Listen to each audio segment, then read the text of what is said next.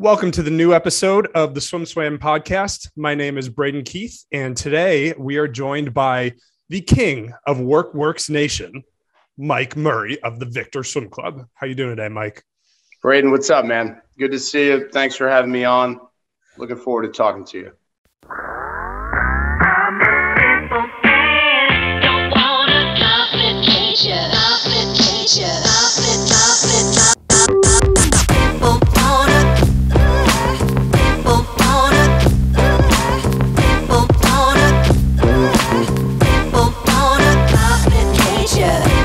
You are the king or the czar or the democratically elected leader of WorkWorks Nation, however you want to describe it. But you have historically been the most vocal proponent for hashtag WorkWorks, which is just kind of this general idea of I don't want to put words in your mouth, so we'll let you describe it at some point. But the reason you're here today is because you sent out a letter to your team this week that you will be splitting your team into different groups. And traditionally, you guys have been a higher volume program, as I understand. And so I'm going to read an excerpt from this letter that I think is really interesting. Throughout the past year, we began to notice a real shift in the level of attitude, effort, and enjoyment in the senior level training program, especially for those swimmers who don't have the type of typical Victor Swimming Club background. Dan and I share the opinion that the majority of athletes in the senior group are not having fun at practice, which results in a lack of focus, effort, and poor attitude, and often lends itself to questioning why they swim in the first place. Therefore, our senior group will be divided into three main categories: middle distance stroke, et cetera, et cetera. Some of these practices will be reduced in yardage. This is me paraphrasing. More dry land, a little less WorkWorks. So, Mike, is this the end of WorkWorks? Well, it's certainly the end of a type of mentality that we've had for a long time. And I shouldn't say the end because it's an evolving process, right? Coaching is a great evolution throughout your career. From early on, WorkWorks absolutely, to me, meant volume, grinding, pound. And when you're young and you have all the energy in the world, it's easy to live that every single day, especially when you're starting your career and maybe your team's made up of, 15, 30 people, something like that. WorkWorks has not always just been about hard work in the pool, right? It's a mentality that our athletes put the most quality they possibly can into whatever they're doing. However, you mentioned we traditionally have been a high volume program, and we have seen a lot of rewards based on that, not just in the distance events and the 400 IM, but we've had some great athletes in the sprint events as well, although we never use the word sprint or sprint group. You talk about breaking into three categories. I think what we're seeing, Braden, and what a lot of programs are seeing, and this was not a decision that we took lightly. I put a poll up. You and I talked about it on the Swim Coaches Idea Exchange. I saw many great programs and teams advocating for 90 to 100-minute workouts. I saw the traditional coaches on there talking about how they've never gone a minute less than 2 hours.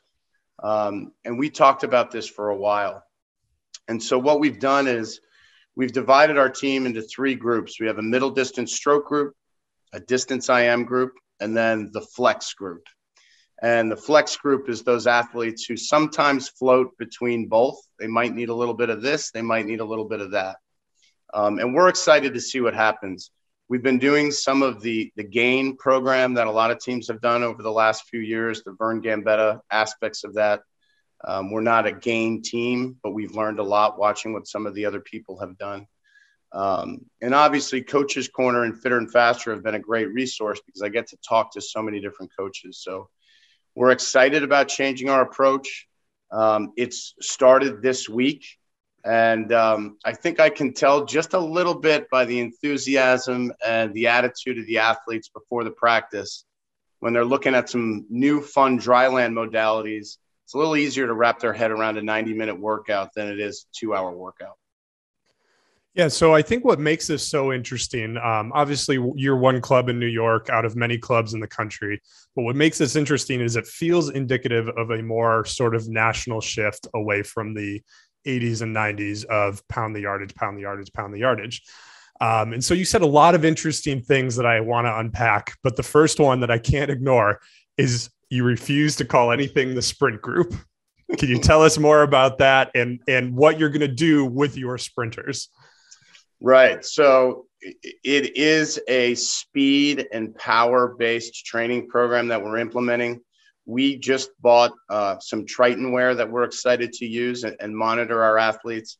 We've got some power towers that we've never had before. I mean, Braden, we're committing to this new approach to training. And so I think if you look at the way that we explain things to our athletes, when they hear the word sprint, there's a whole laundry list of things that go inside their head when they hear that, whether it's doing 25s every night, whether it's only doing quality and power work through 50s. So I think some of that is, regional too, because we are such a high school based sport in New York State, that when we start throwing the sprint word around, I think certain ideas are generated in the athlete's head that might not necessarily be reflective of a real sprint group. So what are you going to do with your sprinters? I know in your letter, you kind of laid out that even within your middle distance group, there's going to be a little bit of a subdivision. Yes. Yeah. So they're going to go no mornings. So if you're primarily a 50, 100, 200 person, 200 stroke person, there's going to be no mornings. So we're kind of doubling down on sleep for that group. And the dryland component is going to be increased. So we call it What's Warm Up to Swim. We're calling their program What's Plus.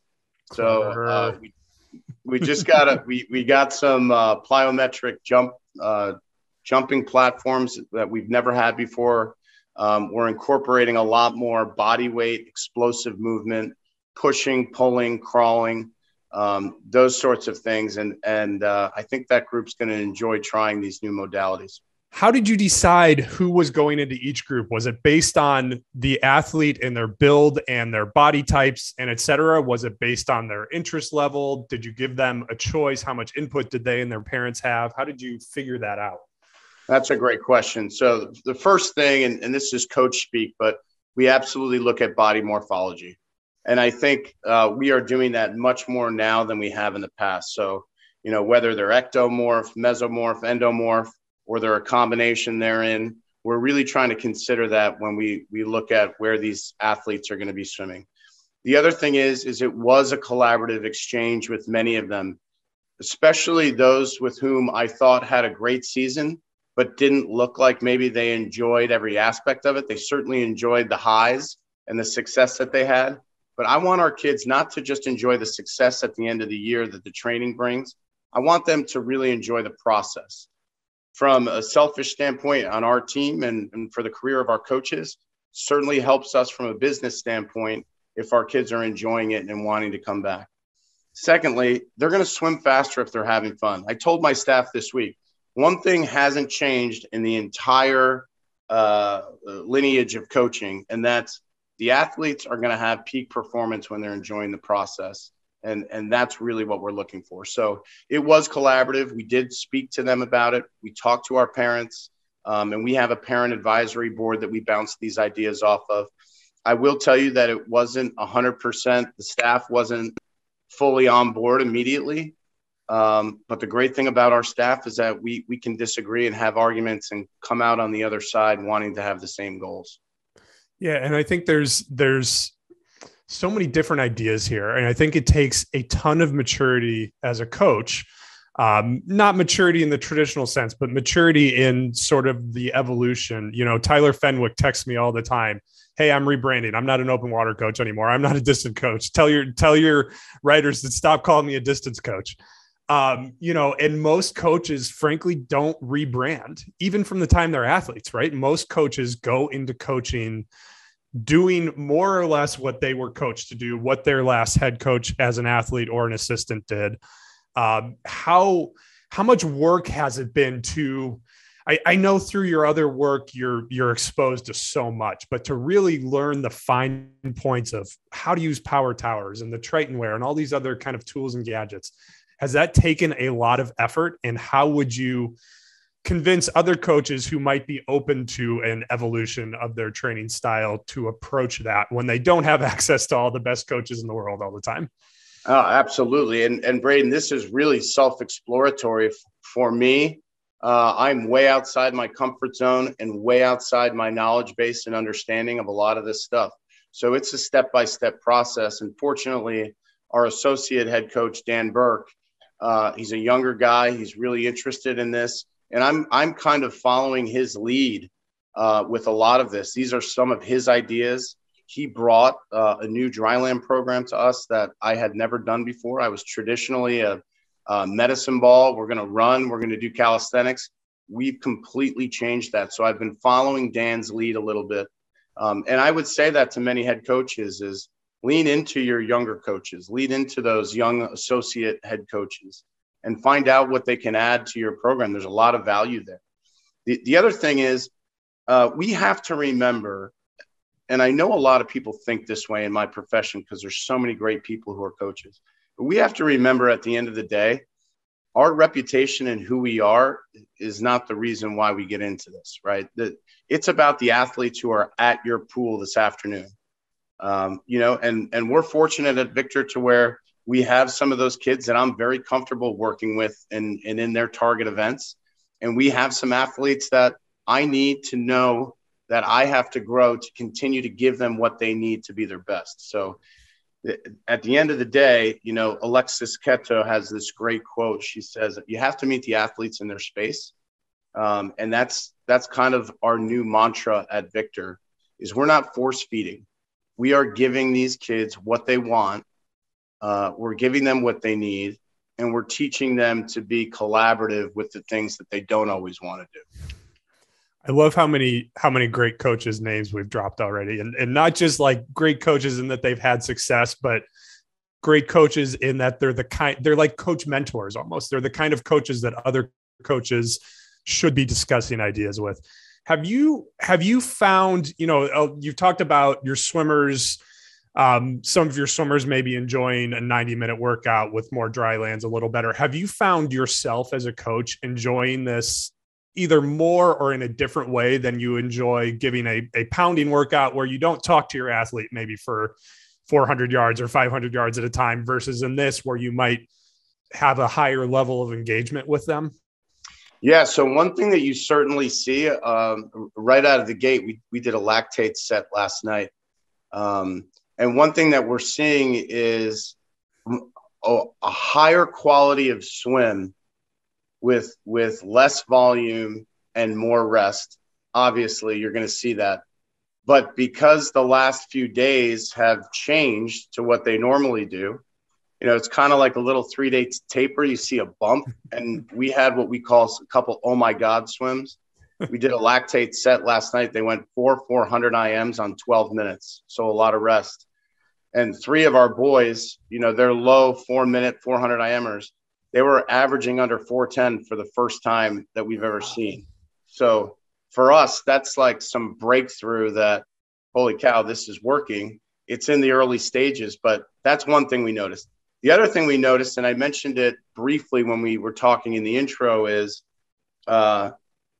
it's louder before practice in those moments when they're waiting to get in or waiting to go into the pool area before the other groups finish. So I feel like there's kind of been this relief in that, okay, today we know that it's going to be a 90-minute workout.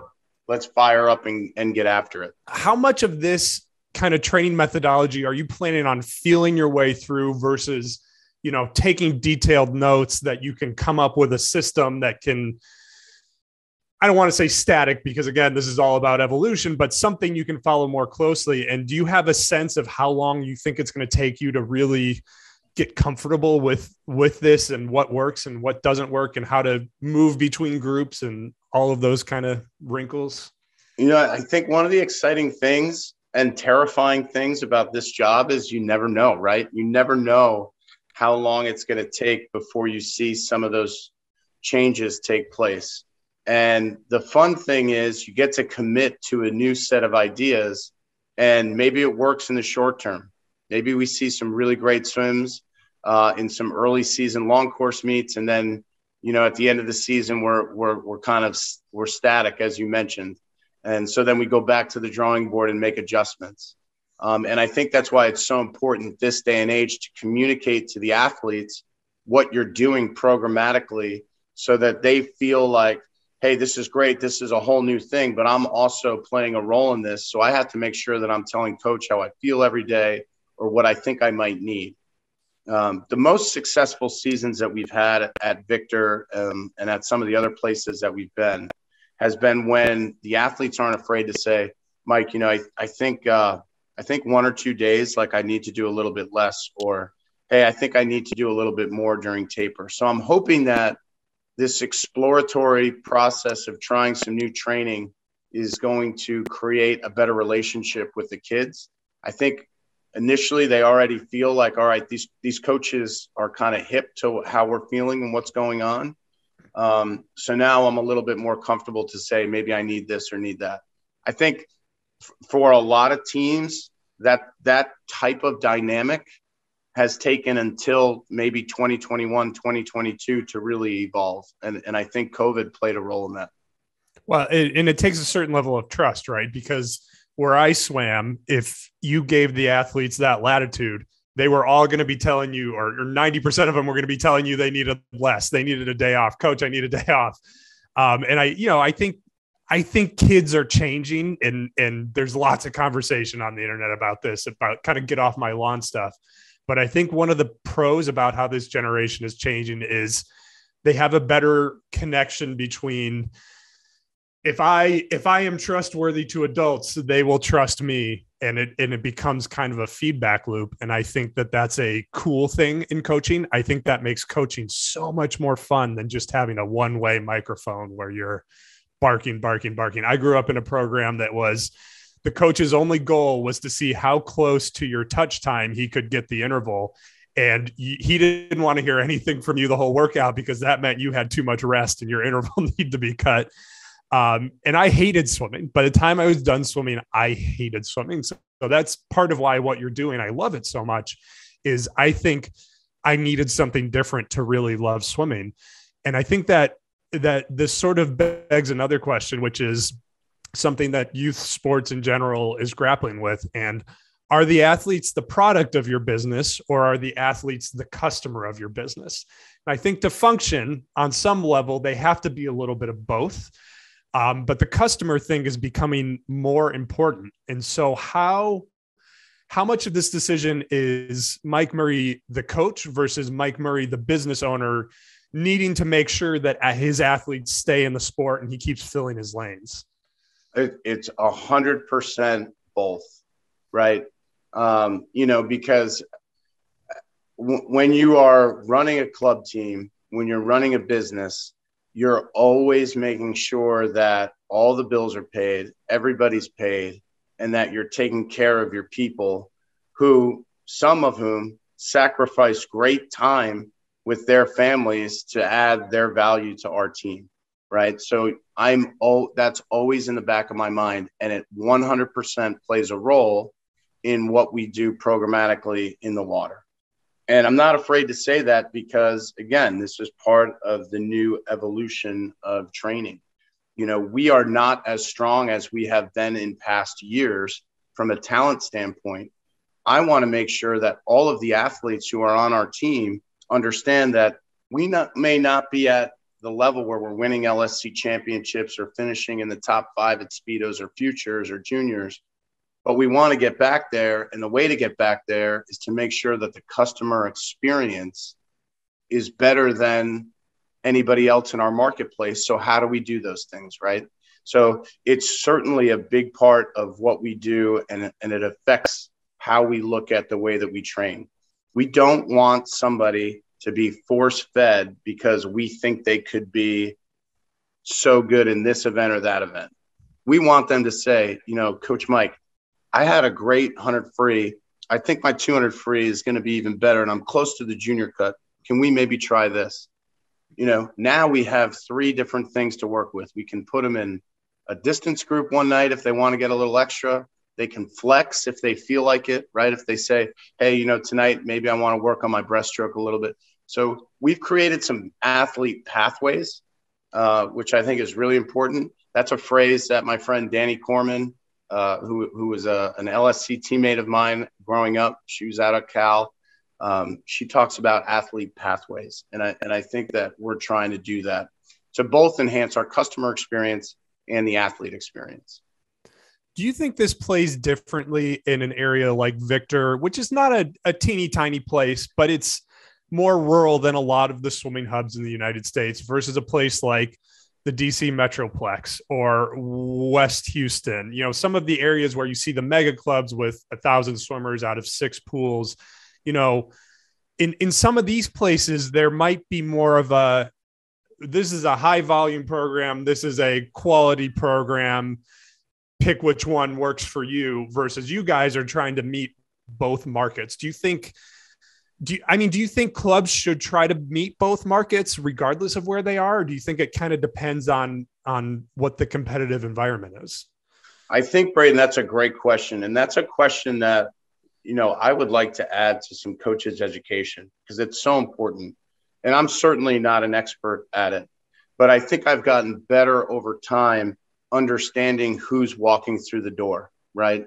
In our situation, it's a little bit easier for us to evaluate and pivot because our marketplace isn't that DC Metroplex or that Houston area or Southern California swimming, who all do a phenomenal job of developing athletes, by the way. But we're able to really connect a little bit more with families. I tell my coaching staff all the time, I think at times we're a little too accessible, but we're able to really get a good read and pay attention to who's walking through the door more than we have in the past. For the first time in our club's history, we have a year-round lesson program. And I'm trying to instill in our coaches and our staff that you're building these relationships with the parents now. We are going to get to know them better. If we know them very well now, we're going to get to know them better as they go through the process. That was interrupted a little bit when I went down to Long Island for 2 years, but I feel like we're getting back to that. So super important question for coaches to consider is that marketplace, engaging that marketplace and understanding who's walking through the door. Is that part of what brought you back to Victor from the bigger club on Long Island? What brought me back to Victor was really the ability to make my own administrative decisions, which they had not offered to me in the past. And we had a great experience on Long Island. But the amount of people and messages that I was getting every day to come back was overwhelming. And then the ability to essentially write our own contract was ultimately what did it. Have you had any, you're meeting sort of the needs of everybody, it sounds like, but have you had any families that have pushed back on this and said, I know you're still offering my kid the distance group, the WorkWorks group, the traditional WorkWorks group, but I think everybody should be in there. And I think what you're doing is a bad idea. I know your notes sort of made it sound like maybe there was some pushback on why are we paying the same amount for less work? What has the response been from not just from the athletes, but from the families in general? I think overwhelmingly positive, Braden. And, we lost some really talented kids over the last year and a half, just based on, I think for some of them, it was too much volume, too much intensity. And we pushed away some families, I think, based on trying to dig our heels in the proverbial sand philosophically. And so, it always hurts when athletes leave. We certainly don't take it personally, and we wish them the best. And we want them to be successful wherever they go. But you never want to lose athletes. And sometimes losing athletes forces you to consider, there are some things that we need to change. And so as far as the implementation of the new stuff, it's been really positive so far. It's going to take time to see whether it it's really working, or this is just the adjustment phase. What other sports in the Victor area are a big deal, outside of the swimming competition? What other sports are you competing with for athletes? This is something I repeat over and over again, that I think we're getting better athletes in swimming, and we need to train better athletes differently than we train lesser athletes. And I say that as I'm tall, but other than that, I'm not like a high, what I would consider a high class athlete. I'm sort of a mediocre athlete. So, I mean, do you think some of those kids that maybe started swimming and playing baseball and went to baseball, do you think this will have an impact on their decision to stay in the sport for longer? I certainly hope so, Braden. One of the great things about Western New York and the greater Rochester area is the love for athletics. We're really in kind of the breadbasket for lacrosse out here. You see several Division I players get scholarship offers right out of Victor High School, and Victor Club Lacrosse is very successful nationally. And so we are competing against that pool of athletes too. Baseball is huge. Football is huge. Soccer is huge. Schools in the Rochester area are very parochial, right? So almost every high school has a club team. We're a little bit different than the other teams in the area, that we have athletes representative of 32 different school districts in our area, which is really neat. Wow. And it creates an awesome dynamic. But what I would like to see is that 9th, 10th grader who also plays a couple other sports sticks with the club when they start to get into that national group training and they start to make those first breakthrough swims, maybe at the Speedo sectional level. Okay, now, do I choose swimming? Do I choose lacrosse? Can I do both? I want to have the ability to say, you can still do both and be dedicated to our team. Whereas in the past, I would have been like, look, man, if you really want to be up here, you got to start making some decisions. And that still might be very true for a lot of them. But I don't want to lose those kids because we're saying this or that. So I've got one last question, and it's kind of a big one. It's like a 50,000-foot question.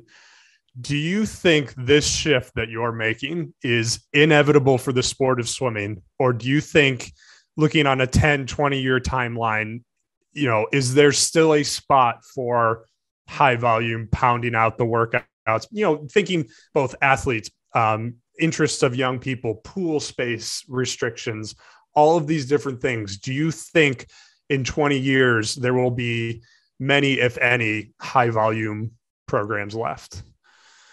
I think that there will always be great coaches who have the ability to communicate to their athletes why certain work is important. And if you have the ability to do that and inspire them with that and get them to believe in what they're doing, whether it's this generation or 5 generations ago, if they believe in you, you can train them anyway. And we still see that in certain spots, right? I think on a macro level, if we want to continue to get athletes in the sport, and we've all talked about at ASCA meetings, USA Swimming meetings, we all talk about, all right, how many athletes did we lose over the last 2 years? How are we going to get back to that? It's not the 8 and under who's joining your developmental program. It's that freshman, it's that 8th, 9th, 10th grader who's good at a bunch of different sports and is coming to practice and he's seeing a 6,000-yard main set and he's lost, or she's lost, right? Or they're lost. How do we get that person to say, I'm sticking with swimming? And I think the way to do it is to look at what you're doing and see if it's creating that spark at practice. And it's hard to create a spark at practice when maybe you're not a miler, maybe you're a grade 50 freestyler, but you're looking up there and it's 3,100s on 110. Might be time to make some adjustments. Well, I always like talking to you, Mike, because every time we talk, I think this is the kind of coach I wish I had. Like, it makes me, it's almost therapeutic for me. It helps me deal with some of the demons I have from the coaches that I did have. So I appreciate you coming on. We'll have to check up in 6 months or so and see how it's going once you've had a little more time to get your teeth into it. But thanks a lot for your time, Mike. For sure. Anytime, Braden. Appreciate it.